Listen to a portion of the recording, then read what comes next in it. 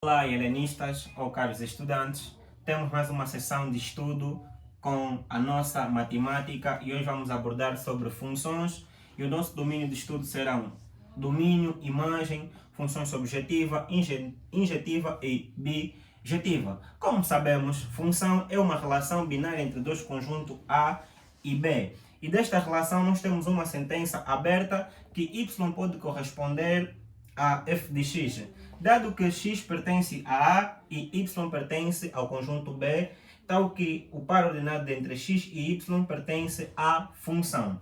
Temos aqui algumas notações de função. A função A corresponde a B ou a função para B. Ou seja, a função é a correspondência entre estes dois conjuntos. Temos aqui o exemplo deste conjunto de partida e o conjunto de chegada. Esta correspondência que há entre o conjunto de partida e o conjunto de chegada nós chamaremos função.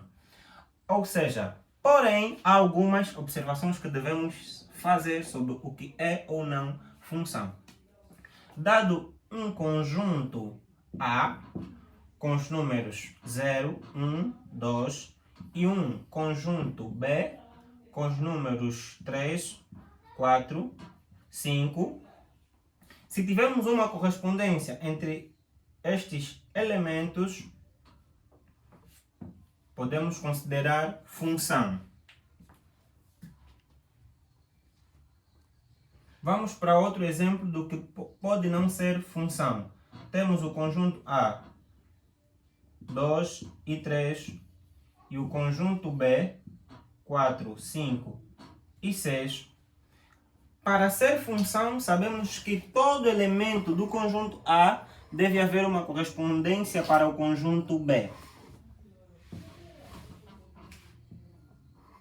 Neste caso, em que um único elemento do conjunto A ou mais elementos não tiver uma correspondência em B, não é uma função. Vamos ampliar o conjunto B para 7 e vamos fazer o seguinte. Aqui já temos uma função, porque todos os elementos do conjunto A têm uma correspondência em B. Porém, temos um elemento do conjunto B que não tem correspondência com A, mas ainda assim é função. Ou seja, a função é sempre quando o elemento de partida corresponde a um elemento de chegada. Há também os casos em que dois elementos do conjunto de partida correspondem a um único elemento do conjunto de chegada. Isto também é função. Quando temos o caso de que um elemento na partida vai a corresponder dois elementos no conjunto de chegada, isto já não é função. Ou seja, a função no conjunto de partida não se sobrepõe a dois elementos diferentes no conjunto de chegada. Temos aqui a notação, partida nós vamos ter o domínio, chegada teremos o contradomínio e muita gente faz confusão do contradomínio e imagem. Há casos em que o contradomínio coincide com a imagem, porém a imagem é o reflexo da correspondência da função. Ou seja, quando temos elementos que correspondem a outros elementos no conjunto de chegada, a isso nós chamamos imagem da nossa função. Sempre que tivermos a analisar ou a estudar um gráfico cartesiano e queremos observar o domínio e imagem, sabemos que o domínio encontra-se no eixo das abscissas, enquanto que a nossa imagem ou contradomínio poderemos obter no eixo das ordenadas ou eixo y. E como sabemos genericamente, este é um eixo cartesiano no plano real com 4 quadrantes e sucessivamente. Temos aqui a classificação de função subjetiva.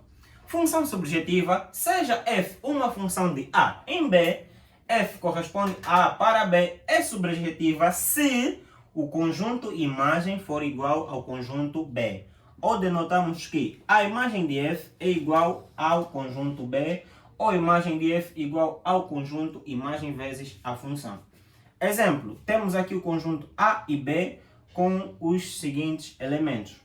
Observamos que todos os elementos do conjunto A têm correspondência no conjunto B e o -1 e 1 possuem a mesma correspondência. Aqui denotamos que o próprio conjunto B, o contradomínio B, é também a imagem da mesma função. Aquilo que dizemos anteriormente, que a imagem da função é o reflexo das correspondências do conjunto de partida. Temos aqui como observação o próprio conjunto de imagem F é o conjunto de B, logo é subjetora. Então, uma função subjetora é quando a imagem da função corresponde ao próprio conjunto de chegada. A função injetora. Enquanto que a função injetora, um para um só, decidimos assim denominar como um conceito-chave. Neste caso, para elementos distintos do conjunto A, corresponde a elementos distintos de B. Ou seja, o conjunto A, todos os seus elementos, com o conjunto B terão apenas uma única correspondência. Não haverá aquilo de que um elemento de A terá ou terá mais de uma correspondência para B. Temos aqui o exemplo A e B, com os seguintes elementos, e vimos que todos os elementos de A têm correspondência em B, logo é função, e como cada elemento de A corresponde a um único elemento em B, chamamos isso de função injetora, que é um para um só. A função bijetora é a miscelânea entre subjetiva e injetiva, ou seja, uma função bijetora ela é injetiva e subjetiva. Quando satisfaz as condições de subjetiva e injetiva, nós temos uma função bijetora. Neste caso, nós temos que um só elemento de A corresponde a B e também temos que a imagem de B é o próprio contradomínio da função. Logo, a função é subjetora e é injetiva. Logo, temos uma função bijetiva. Depois de definirmos os conceitos sobre funções, domínio, imagem e função subjetiva, função injetiva e bijetiva, faremos exercícios para consolidarmos o nosso conhecimento sobre estas questões. Até já, helenistas, e até a próxima sessão.